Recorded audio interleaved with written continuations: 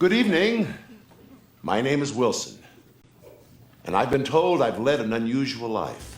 Welcome to MsMojo, and today we're counting down our picks for the top 10 TV characters who were mentioned but never revealed. If you see my wife, she paints a little. Howard! What are you doing in there? Oh God, look at the president. Jeez, he looks jowly. For this list, we're looking at recurring characters whose physical forms have mostly remained a mystery throughout a TV show's run, whether it's for added mystic or comedic effect. Although some have been known to show an arm or a backside, their faces were mostly left completely to the viewers' imaginations. Let us know how you pictured these characters in the comments below. Number 10. Kat's brother, Victorious. It may have come as a surprise to many that the most bubbly student at Hollywood Arts High seemed to have a dark home life, mainly due to the antics of her frequently mentioned unnamed brother. Maybe he had to use the bathroom. In my front yard. Well, sometimes my brother... Makeup time! These anecdotes became a recurring joke on the show, wherein she would describe his odd behavior, which ranged from using the front lawn as a bathroom, to getting injured in Japan, to attending a job interview after being covered in purple paint, and even being sent to a mental hospital in Idaho. Well, how long are your parents going to be with your brother in Idaho? Between 6 months and 2 years. 2 years? My brother's pretty messed up. The lack of appearance only added to his arcane image, shrouding this seemingly unstable boy in intrigue. What is this? Don't worry, they're not real feet. But why does your brother have a bag of fake feet in the trunk of his car? I'm not gonna lie, my brother's pretty weird. Viewers did, however, manage to catch a glimpse of his hand while he helped film one of Kat's videos for the slap. Number 9. Carlton the doorman. Rhoda. Voiced by the late, great Lorenzo Music, Rhoda Morgenstern's lush of a doorman was often the highlight of any scene he happened to not appear in. Hello, Carlton. This is Sally Gallagher. You remember me. I'm the woman who's been waiting 3 years for a cab. Oh, yes. Get one yet? Easily identified by his distinctive slur and signature catchphrase, Carlton spent most of the 5 seasons communicating over the building's intercom. Hello, this is Carlton, your doorman. There's a gentleman on his way up to see you, and you better be in the mood for dancing. He has a small piano strapped to his chest. Viewers caught occasional glimpses of his arm and back, and during a single episode were even privy to a full frontal shot, his face hidden by a gorilla mask. You know, you're really a wonderful dancer. Thank you. I've always been light on my feet.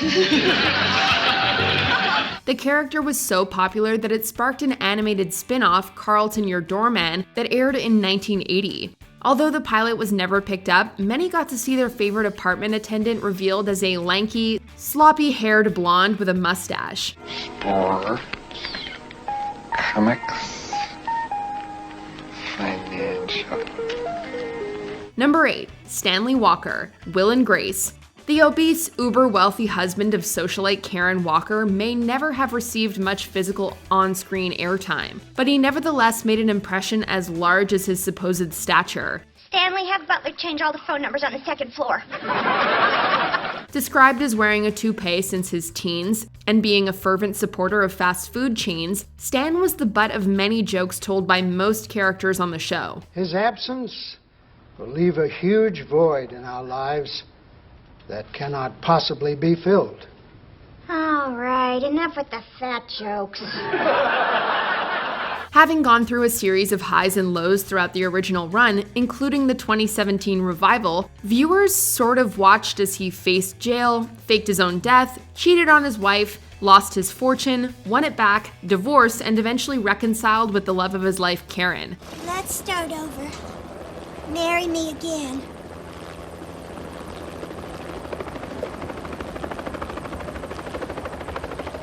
I love it. We did, however, catch a glimpse of his hand and feet in 2 separate episodes. Damn it, Stanley, not in front of the hill. Number 7. Ugly Naked Guy, Friends. This overweight nudist's name was probably just as recognizable as the show's 6 leads, despite the fact that his identity was relatively unknown. Oh, you guys look! Ugly naked guy got gravity boots!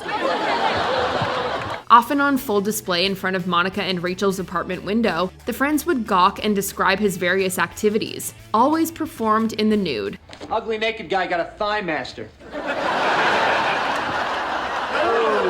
These ranged from working out with a thigh master to sleeping on a hammock and eating mini muffins with Ross, with them both in their birthday suits. It's Naked Ross! Despite showing off parts of his body from the side or back, Ugly Naked Guy, including the actor who portrayed him, had remained an enigma for many years. In 2016, it was revealed that actor John Haugen stood in for most of the body shots, finally putting a face to this neighbor. Number 6. Wilson W. Wilson, Home Improvement. We need to get back to something more primitive. Atavistic. You could always count on the Taylor family's wise and worldly next-door neighbor to dole out nuggets of sage advice, all while strategically keeping most of himself hidden away behind a backyard fence, or with the help of various objects or face makeup. Good evening. My name is Wilson, and I've been told I've led an unusual life. The role was partly inspired by actor Tim Allen's childhood, wherein he recalled being too short to see a neighbor over his fence, and hence the running gag of Wilson W. Wilson Jr.'s perpetually obscured mug. You know, I never realized how much easier it is to buy toilet paper than make it. But you love making toilet paper. But who has the time when there's so much TV to watch? That didn't stop him, however, from becoming one of television's most beloved unseen characters, as well as Tim Taylor's favorite confidant. Number 5. Mrs. Debbie Wolowitz, The Big Bang Theory. Howard! What are you doing in there? I'm taking a bath! I hope that's all you're doing. We share that tub. The loud-mouthed and domineering mother of aerospace engineer Howard Wolowitz was a force to be reckoned with, making up for her lack of physical on-screen presence with a booming voice, complete with thick Jersey accent and scathing remarks. Howard, answer the door. I'm busy. I'm busy too! You answer it! I can't. I'm on the toilet. Mrs. Wolowitz soon became one of the show's most popular recurring characters, despite the Norma Bates-esque relationship she had with her son, often played up for laughs. How come you three never got an apartment together? We talked about it, but Howard was in a pretty serious relationship with his mom. I lived with her to save money. Unfortunately, the actress who voiced Debbie, Carol Ann Suzy, passed away in 2014, taking with her one of the most beloved and unforgettable roles. Oh my God, Howie. I'm so sorry. Number 4. Maris Crane, Frasier. Although it was never the showrunner's intentions to keep Niles' first wife a mystery, this haughty and icy heiress became too absurdly impossible to cast in the end. You couldn't stand her either, huh?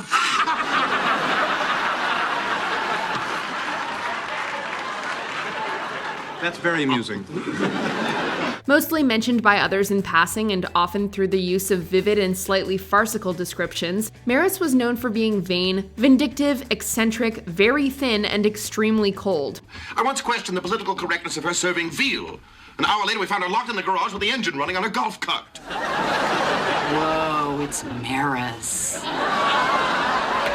Her relationship with Niles wasn't any warmer either, with the two eventually divorcing after a 2-year separation, stemming from her indiscretion with their marital therapist. Despite all of this, she's remained a long-discussed and fascinating personage, even after the show went off air. Hey, listen, you want to really put a smile on Maris's face. Here, let me tell you what you did. Exactly where am I supposed to find whipped cream and a car battery at this hour? Number 3. Bob Sacamano, Seinfeld. Do you know my friend Bob Sacamano? Oh, the guy from Jersey. Yeah, he just got a job at a condom factory, notice? There are a number of wacky recurring unseen characters in the Seinfeld universe who have piqued our curiosities for quite some time now. Jerry's cousin Jeffrey and his job at the Parks and Recreation Department come to mind, but none sounded as absurd as Kramer's good friend Bob Sacamano. I can't swallow. Yeah, she's got rabies, just like my friend Bob Sacamano. This Jersey dweller seemed to lead quite a peculiar life, having once contracted rabies, made a fortune in paddleballs with his contribution of the rubber band, attempted to make money off of replica Russian hats in Battery Park, and even withstood electroshock therapy in a mental institution due to his huge synapses. Well, my friend Bob Sacamano had shock treatments, but his synapses were so large, had no effect. Audiences may have never gotten to meet this harebrained fellow, but they sure had fun listening to his antics. Number 2, Mrs. Columbo. Columbo. It's not about my wife, is it? I mean, she likes to have a good time. Sometimes she gets carried away. It may not seem like this scruffy yet sharp blue-collar detective would have such a vivacious or cultured spouse, but that's exactly the image we get whenever he mentions his wife throughout the series. Excuse me, Purser, have you seen my wife? As a matter of fact, she's looking for you. She's looking for me. How do you like that? Despite the fact that Mrs. Columbo was never formally introduced, we learn a significant amount about this woman, including her favorite piece of music, Madame Butterfly, and her abilities at singing, dancing, and paint by numbers. You see, my wife, she paints a little. Oh, does she? Yeah, she buys those canvases with the numbers on them. You seen them around. Many fan theories over the years have speculated her existence, or lack thereof, claiming the anecdotes were simply a ruse for the lieutenant to confuse potential suspects. Although there's clearly enough evidence to refute these hypotheses, one thing's for sure, she was one charming lady. Gee, this reminds me. Mrs. Columbo said to pick up something for dinner. Before we unveil our number 1 pick, here are some honorable mentions. The President of the United States, Veep. POTUS Stuart Hughes left much to be desired as far as leaders of the free world go. Oh God, look at the president. Jeez, he looks jowly. Ah, look at those cheeks. It's like 2 little clutch bags attached to his face. Peg's mom, married with children. The unseen woman seemed to be larger than life in every way. Honey, I have great news. Mom has taken her first step since her heart attack. Did you alert Tokyo? Dr. Claw, Inspector Gadget. A metal-clawed villain made all the more sinister by a perpetually shadowed face. Gadget doesn't even suspect we're here. He's in for a surprise, isn't he, Mad Cat? Melody, Broad City. We never get to meet Abby's mysterious and often absent roommate. Where's Melody? You just missed her? She's on her way to Port-au-Prince right now. Tino, My So-Called Life. Takes too cool for school a little too literally. Whatever. Later.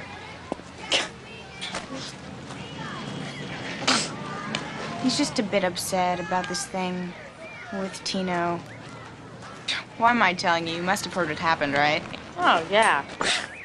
Before we continue, be sure to subscribe to our channel and ring the bell to get notified about our latest videos. You have the option to be notified for occasional videos or all of them. If you're on your phone, make sure you go into your settings and switch on notifications. Number 1, Charles Charlie Townsend, Charlie's Angels. Good morning, Angels. Good morning, Charlie. In order to protect himself from his many enemies, this retired detective was often heard thanks to the voice talents of the late John Forsythe, but rarely ever seen on the original television show. The Angels were never privy to their boss's identity, often receiving missions through speakerphone or from assistant Bosley, the only employee to know Charlie's secrets. Any children? Kelly, you know that Charlie does not like to answer personal questions. That's true. However, I take no offense, Kelly. Throughout the series run, audiences were teased with minor glimpses of either a hand or the back of his head, heightening the curiosity while adding a layer of intrigue to the already mysterious private investigator. I've been kidnapped. What? Now listen carefully, Angels. These are instructions from the people I'm with.